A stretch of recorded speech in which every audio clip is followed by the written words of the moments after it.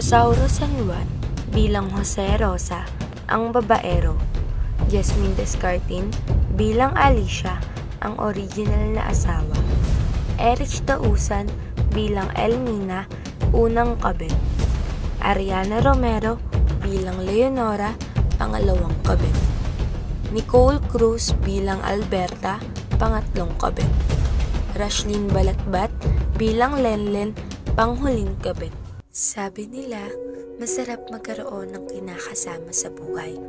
May taong pro-protekta sa'yo, may taong magpapasaya sa'yo.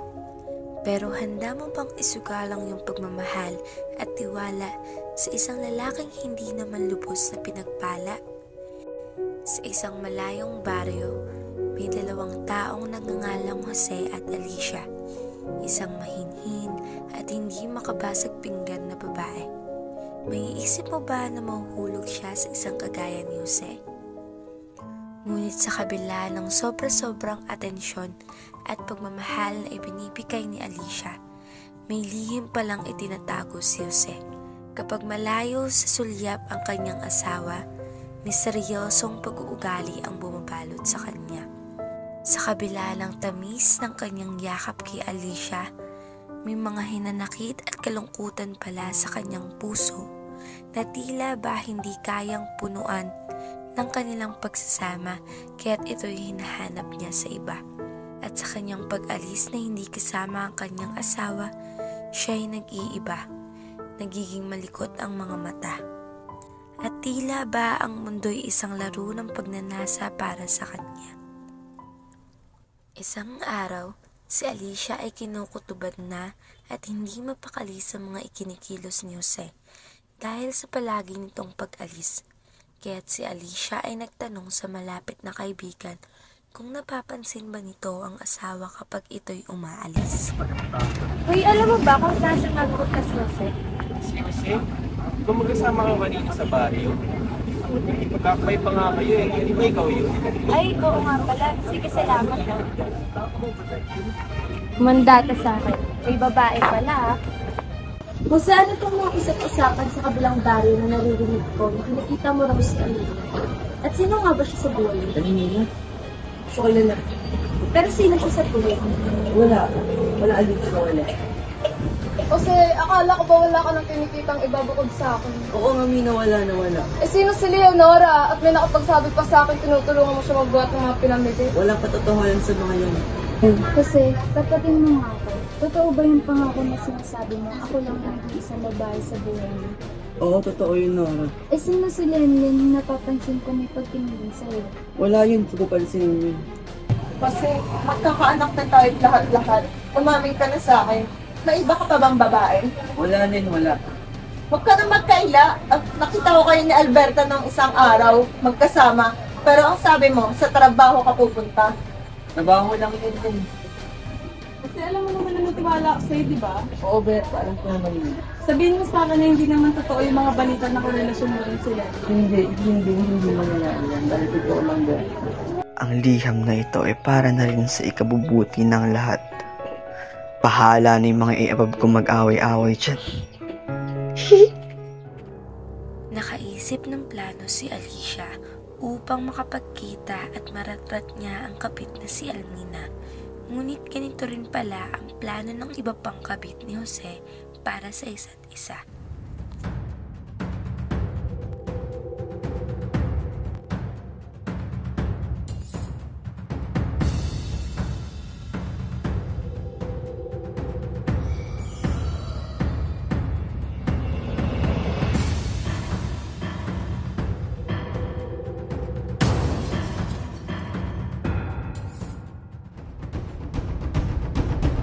Diyos ko, ano na naman to? Di ko na kinikerry ang mga pangyayaring to. Anak, huwag mo sanang maging kamukha ang tatay mong babaero. Diyos ko naman, Jose. Ang landi mo talaga kahit kailan. At sino naman tong mga impacta na to? At sino naman tong mga to? Bakit ang dami? Sobrang sakit na nga sa akin na si Almina lang ang kabit. Tapos malalaman ko na may 3 pang kabit. Grabe, di na nga pinagpala sa itsura, lakas pa ng loob ng babae ng 5. Teka. Di ba kayo yung mga babae ni Don Jose? Kala niyo siguro na pipino ko madami siya dinadala dito eh. Gusto mo ikaw na lang patayin namin? Teka lang mga binibini. Ganito na lang. Total, gusto na rin naman magpatayan. Bakit di natin lagyan ng premyo? Sinong manalo, siyang makakakuha ng liham na gawa ni Don Jose. Round 1. Fight! Ikaw, Elmi, sino ka ba sa buhay ni Jose? At sino ka ding Alicia ka? Sa pagkakaalam ko, ako lang ang mahal niya, kaya manahimik ka. Ikaw ang manahimik. Ang kapal na mukha mong kausapin siya. Halatang may gusto ka sa kanya. Ano naman yung sa'yo? Wala ka na doon. Magtuos na lang tayo para malaman kung sino ang para sa kanya. Ang tapang mo Ang tapang din ng amoy. Round 2. Fight! Hoy, Leonora, ano itong mababalitaan kung kinikita mo si Jose? At tinutulungan ka pa talaga niya sa mga pinamili mo? Anong problema mo? Nagmamahalan kaming dalawa. Anong kayo? Nasisiraan ka na ba ng bae?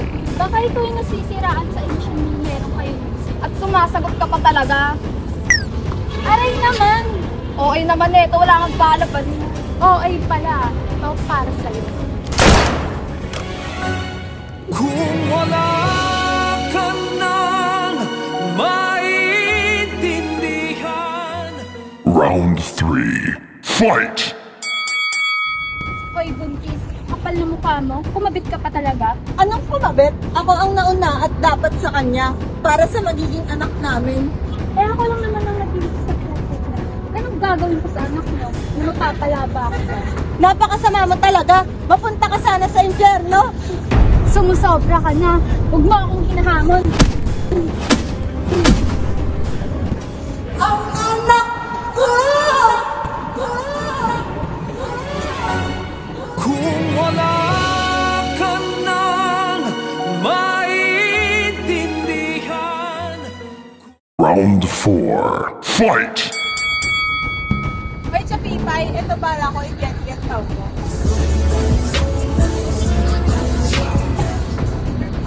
Loko, nakailag ako.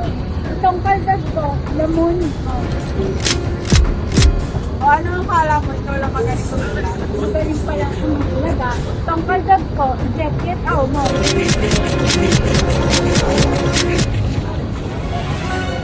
Kung wala ka nang maintindihan. Ang nanalo para sa iniwang liham ni Don Jose ay walang iba kundi si Leonora. Dora!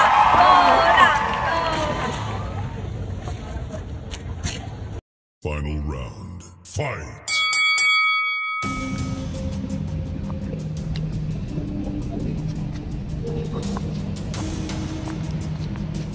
Ibibigay mo yan o ipupot ko?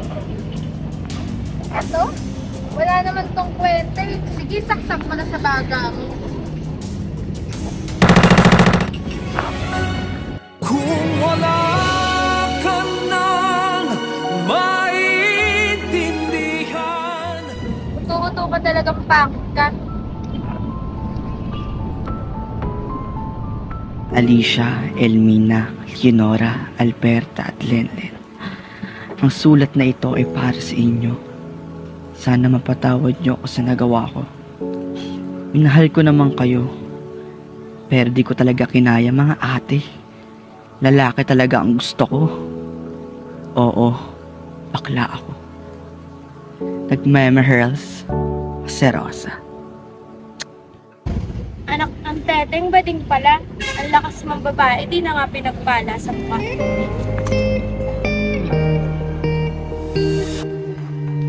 Kapag ako'y pumibig, ikaw